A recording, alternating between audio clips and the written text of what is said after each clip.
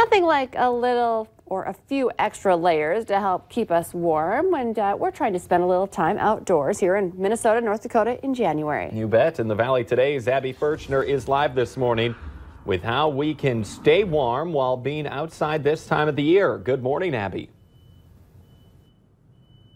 Well, good morning, guys. I'm here at Wild Terra Cider, where they're going to be teaming up with Nature of the North to just talk about how to enjoy that winter weather. And I'm here with John, and you have some fun ideas for us to stay warm this winter. And it's really all about layering and knowing how to do it.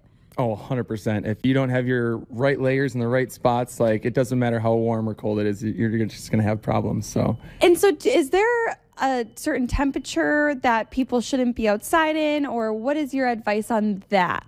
I mean, I say you should always go outside no matter the temperature, but once it gets below zero, you should really start being really aware of what you have on and what you have available to you and kind of backups, because you just never know how your body's going to react to it. So once it gets below that zero mark, you really got to start being careful. Absolutely. So where should you start when it comes to layering?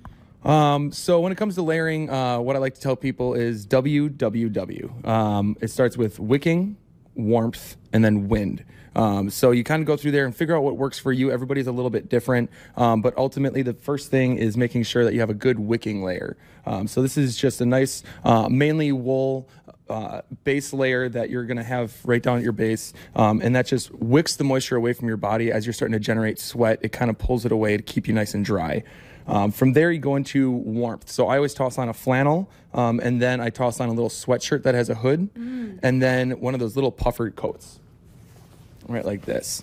Mainly, I like to have a few items and a couple layers so that way when I walk into where I'm going, I can unzip a couple, take them off, but I still have, a couple layers to keep me warm. But this packs up really small, so I can always have it with me. I can always add this or take it off, and really being multi-utilizational within your layering system is important, so that way you can take off a layer, you can add a layer and do different things along those lines. And what I think is funny is we're talking about, using these when you're going outdoors, you're doing activities, and in my head I'm thinking, okay, so this is what I need to do every single day before walking out the door in Fargo, North Dakota. But in just a few minutes, if you are planning a camping trip, want to be a little bit more adventurous this winter, we'll teach you some certain skills and things that you should have with you this year.